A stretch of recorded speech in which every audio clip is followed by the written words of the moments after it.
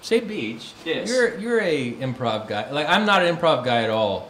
I don't know. I haven't done any improv, although I've done a lot of theater. You need a script, right? And I don't need one. I often make stuff up, but when I'm not supposed to. Oh, but I mean, all that Arstotzka stuff is amazing. Oh, I'm very impressed with all of that. Oh, thank you. Thank you very much. But I'm interested to have, like, if you could, just out of the blue, I just thought, I want some improv tips from an improviser guy. So if you could give me in the chat and everybody a little story time with Beej. You kind of like do a rundown about how I learned it, or and so the good rules you like to stick to, and just like what's advice to young improvisers. The thing literally run our how to improv pad. I know, really. I mean, we could just do that. But so you do the condensed version. To get the beautiful. When I started improv because a friend of mine who I went to anime club with came to me and a few of the other people like Ian and some other people and said, hey, you're funny, how would you like to do some improv comedy at the next Animathon in Edmonton? And this is like Animathon 7 or something. And so we're like, yes, I don't know how any of that works. He's like, it'll be fine, we'll figure it out. And then it was like basically just get up there and we're going to give you an idea for a scene and then you will just do the scene. And that's how that started. But then we learned later on, there are actually some rules to how improv works. And I need to learn these rules, by the way. Yeah, so the first rule is very simple. It's no blocking. And it's not like stage blocking, it's just like literally like there's no blocking. Don't sandbag somebody. Exactly. You know, like I did that actually earlier today when we were doing Late Night Dove Fight, where somebody had said something and I said, well, no, you'd have to whatever. And I'm like, immediately that kicked in my head. I'm like, no, I took whatever reality they created and I screwed it up. So because you want to go with it. Yes, because it's really hard to like this. This is improv. Yeah, Keith Johnstone, who basically started formal improv, who now and he lives in Calgary. He runs Loose Moose Theatre Company. He came from the UK, where they kind of got it kicked off. He moved to Calgary of all places and started this place to do it. And he wrote a book called Improv, and it's a really good book. The idea is when you start, we have guidelines, and as you work within the guidelines because then it helps you get better at developing what it is that you're doing. So there is a saying where it's like, improv should not feel like pushing a rock up a hill. It should feel like you've pushed the rock down the hill and you're skipping along behind it and you're just kind of going along for the ride. That's all the really good scenes. It left him for? Yeah, it's kind of like, I'm just kind of keeping it on the road, and everyone's kind of working together because we all have to do it as part of a team. But things that are really important is no blocking, and that's saying no to something in a way that blocks what is actually happening. No. Exactly. No no's or don't. And you can say no on stage, but the thing to practice is to always accept every offer. If somebody gives you an offer, it's like, hey Alex, I love that new tie you're wearing. I love this tie. You look really spiffy for your job interview you're having. Yes, I really need to get this job. It's very important that I get this job. It's a job making ties. See? Perfect. And that's the same. But I mean, if you did the same thing, it's just like, that's a beautiful tie you're wearing. You look so good for the job. I'm not wearing a tie. I don't want a job. There you go. Yeah. And I'm like, what do you have to work with now? Yeah, I'm like, so I've been completely blocked. So the second thing, the thing to work with, we play games called, an exercise game called Yes And, where somebody gives you something and you say yes and back. So it's like, it's a beautiful tie you're wearing, you look really great for your job interview. Yes, and I can stab people with it too. Yes. That's amazing! You must have picked that up at the Spy store where they sell knife ties. Oh, yeah, this is like a cold steel tie. It's just like got the serrated edge on the one side, and then the tanto blade on the other. Right. So now it's so lethal. We create a reality in about 4 lines that there's such a place as a Spy store. That's where he got it from. That tie is incredibly lethal. It's got a tanto blade on one end of it. The fact that a tie can be a knife in the first place is even like a part of that as well. It's so stupid. Yeah, it's so dumb, but we've created a reality from that. So then no wimping is the secondary rule, and that's where you accept every offer, but then you have to build. And that's part of a problem with people is that, like, give me an offer. I'll give you an offer. All right, sorry. Like, yes. Oh man, I found your cat. Oh, I don't think this is my cat. Okay, that's a block, right? Oh, it is? It is a block. Oh. But, in a way, it's also like kind of a misdirect. So it's like we could go somewhere else with that cat and be like, oh my god! Yeah, but it's like, you have a cat and you might decide it's not mine. I think this is some other kind of cat, right? I think this is a baguette. Right. But if I just came to you and said, here is your cat, and you said, thanks, this is my cat. Scene over. That's a wimp. All right. He accepted the offer, but he didn't build. And so when he said, thanks, I don't think this is my cat, though. My cat has these whatevers about it. Then you've endowed something. You can continue the scene that's going on. Oh, thank you. Who should I write the invoice out to? Boom, right there. Right, so I'm maybe a pet detective or something like that. So wimping is the idea. You need to develop it, and that's also a yes and thing as well. Is that as you say yes to something, you want to say yes and you want to give some more endowment. You want to develop more things that are on stage. So the third one that we talk about is no steamrolling, and that's kind of like this. Hey Alex, we should go fishing sometime because I just got this brand new fishing rod. And the thing is, I really like to catch salmon. My wife doesn't like to eat salmon. She prefers to eat cod. But we went out for the dinner one time, and she tried some salmon. She didn't really enjoy it, but the waiter was really nice. And that's steamrolling. It's not continually talking a whole bunch, but it's putting a lot of things on the shelf. But you're imposing all your ideas at the same time. Exactly, because I might be like, oh my god, I got a whole bunch of really good ideas. And so I'm like, well, if I get them all out there, then we have a lot to work with. The problem is that when there's a whole bunch of stuff on the shelf, like you've put a whole bunch of things up. The problem is that now Alex has to choose something to pick off the shelf and talk about. You've given me like 10 million things. So it's like, exactly. Right? Do you talk about my wife? Do you talk about the fact she doesn't like salmon? Do you talk about this? Wow, you sure do talk a lot. Yeah. You should maybe cut down on that a bit. That would be good if you could not talk quite so much in the scene, Brendan Deary.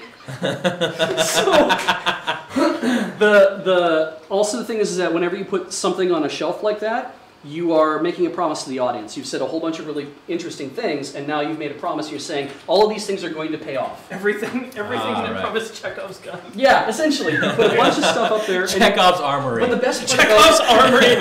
Really good improvisers will put things up on a shelf, and they'll come back 10 minutes later, and they'll pull that one thing off the shelf that they'll remember that it's up there. I love that. Yeah, it's amazing. It's like, you know, I'm going to reference this one thing that you're not going to remember that I said because maybe we moved on somewhere else, but that came back and all of a sudden it's going to pay off. Especially if it's like pulled out once or twice just in passing, and then at the very end it comes down like an anvil. Yeah, and that's usually like that's usually when you kill the scene because it's like everyone realizes and it's delight. But it's really hard to do, so we practice trying to only give the one idea and try to develop stuff going on. And if you do wimp when you're on stage, it's fine because sometimes you're like, I'm along for the ride, I don't know where we're going yet, but so-and-so seems really confident. But the reason we don't wimp, and there's definitely a reason we don't steamroll, is because if two people are working together, if I give an idea, I only have to give one idea, then Alex has to only give one idea back.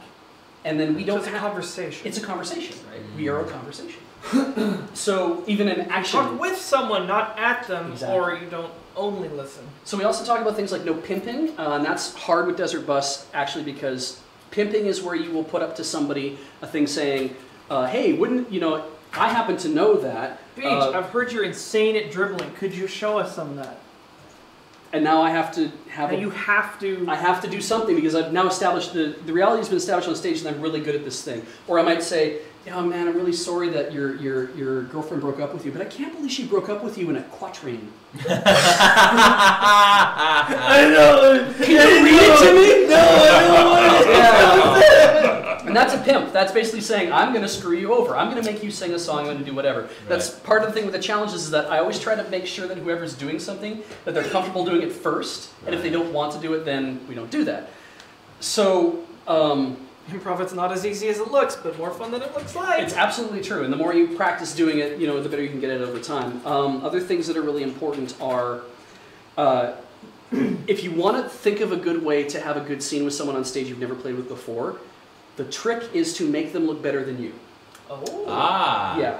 Pimp them up. Yeah, you give them something, endow them with something that makes them amazing. Oh God. Yeah, the making Cam eat mayonnaise is pimping. Cam is a very good sport for having eaten it because it is a charity thing. And it will never happen again. Exactly. Ever. So, but the idea is that if you make someone look better than you, and that's always your intention, chances are good they're going to give back to you as well, especially if they're playing in a very open way.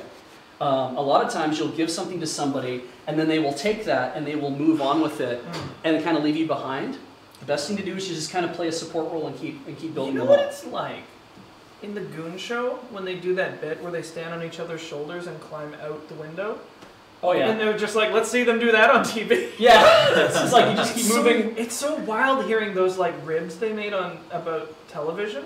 Oh yeah. Well, because like they're just like, well, television, and then they lost their jobs because of television, yeah. basically. Yeah. But it's funny. The things you can do in the theater of the mind. You can do some pretty crazy stuff on the radio. Everything in And on improv. Portland. Well, yeah, We'll probably get to do that. God, I can't wait.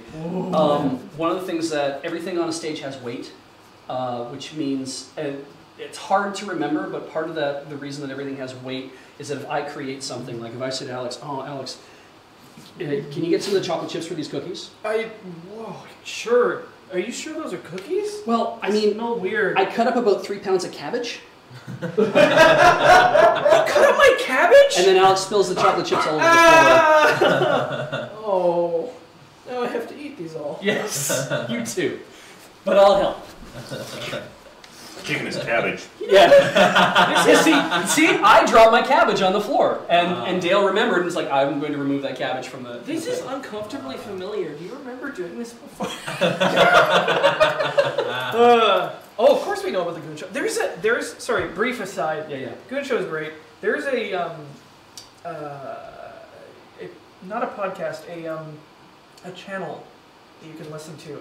The word's on the tip of my tongue. Like not a Twitch. It's just some broadcasting service that has like Shoutcast. Yeah, Okay. like that, and it runs all the episodes all the time, forever, till the end of time. Wow. Awesome. It's really good. It just keeps looping. That's fantastic. So they're really good. They're really funny. That's kind of a lot of that in a nutshell. Coming here today, I didn't warm up. And I probably should have tried to figure out a way to warm up, which sucks, but when you come on and you just start doing things, and you get the juices flowing and you start just doing stuff. You start with the numbers game. Yeah, the only thing I can think You about... start socking somebody in the face. We almost got to 20. This is how it's going to go, right? I came upstairs watching you guys get to 20, and I was just like, I can help this happen. And I came upstairs, and you just finished, and I'm like, oh, thank God. Okay, it's fine. Oh, good. We're good. But, a lot of it is... like just general acting experience will help with that. Like I was in like one thing ever in like grade 8. Mm-hmm. And then I was like, I'm gonna get on stage and do stuff. So like how much, maybe this is a question that you can answer between you and Andy, because you're sort of coming at this from the opposite ends of the acting spectrum, from like improv or like actual stage production. Like how much a crossover in terms of useful skills is there, I wonder? Maybe that's like an entire book to be written. It's like I would say being able to ad lib and stuff and carry what's going on stage is super important. Which is why it's always impressive to watch Andy do the Arstotzkan Border Guard and to just be like, I'm just gonna ramble, I'm just gonna move on. And to me it's like it just I can see everything firing and I'm like, this is so good. And I'm like, so when I step up on stage and I'm like, okay, you and me, we're gonna do this thing and I'm gonna give you some stuff and you're gonna give it right back to me and it's gonna be really good. And I'm like, yes. I'll tell you, when I was in community theater, the mark of a lot of the really professional actors that I worked with is that like when something's screwed up, they would just like run with it. Oh, it's the and it best. was so nice. It's such so a gift. When shit, especially if props break. Oh yeah, it's so good. We had the ugliest scene change in the entire world during our production of Little Shop of Horrors. Oh yeah. Because we had this was ludicrous. We had so many moving pieces that were like stacked in front of one another. I can't even describe it. But a sandbag fell off of one of them, and I was moving the set piece and I crashed into it, and then the set piece behind me crashed into me, and there was this horrendous production of just like the whole thing skidding out onto stage, and they just like ran with it and just sort of like real subtle, like picked up the sandbag as they were talking, like put it back where it belonged. It was yikes. Nice. And there are like with every show. Well, sometimes like I did a production of Love's Labour's Lost, and we cut out a lot of because that show is kind of a problem play Shakespeare show where a lot of the comedy comes from these awful Elizabethan puns that make no sense to modern ears. Wow. So we cut out a lot of it and would improvise scenes in the room, kind of like how you guys do Corporate Line, and that you improvise scenes in the room and then just keep the stuff that works. Yes. And that would become the scene, and that was fun. And sometimes there are Lotsies or Latsies in shows, or it's sort of a softer moment in the show where this bit we're just going to make up. Everything around it is solid, and this is the cue to end the bit. But this we sort of make it up, and it could be a physical thing. We're playing with a prop, and we'll just see where it goes today, or it could be like maybe a small exchange that's improvised every night, but everything around it is the same. So there's elements of. I've seen it happen in stand-up as well. Oh, like I went to a live performance of Billy Connolly. Oh wow! And he had horrendous sound problems. I swear that guy was gonna lose his job because he'd be in the middle of his bit and he would just get like feedback and stuff, and he like freaked out, and then he turned it into a bit where he just like froze, and then like moved his table to see if that would fix the distortion. Right. And then it was just like, okay, you talk and like it would go distortion again. He's like, yay! So yeah, he's so funny. It's a mark oh of my God. a mark of somebody who can like take that bad thing and make it good. I mean, that's a seasoned actor. Yep. Mm-hmm. But that happens a lot. I'm going to stand up. Yes.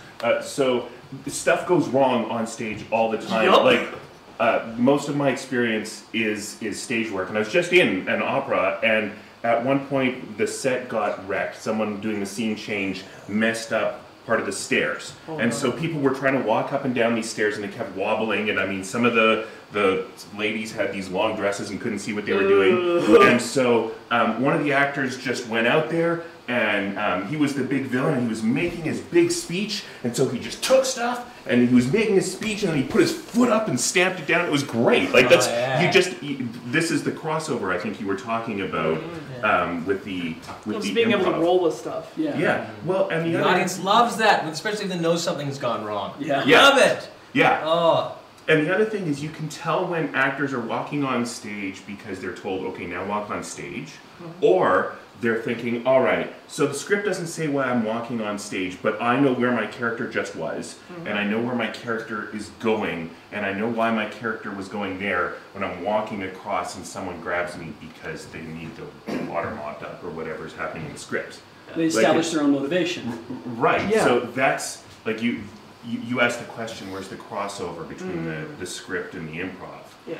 And you have to know what you're doing even if the script doesn't tell you. One of the things that they taught us when I was doing like a level 1 improv course about like 8 years into actually having done improv, I was like, I'm going to try their course and see how it is, maybe like brush up on my skills. And you learn a lot of interesting things because they talk about method and they talk about the other way of forming a character. And it's things like giving your character weight. Are they light or are they heavy?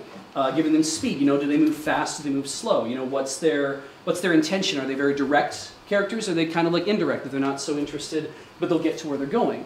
And they said when you are trying to start a scene, you should be thinking in your head, just even if those 3 things come up, and you're like, what do I want this character to be like for this entire scene?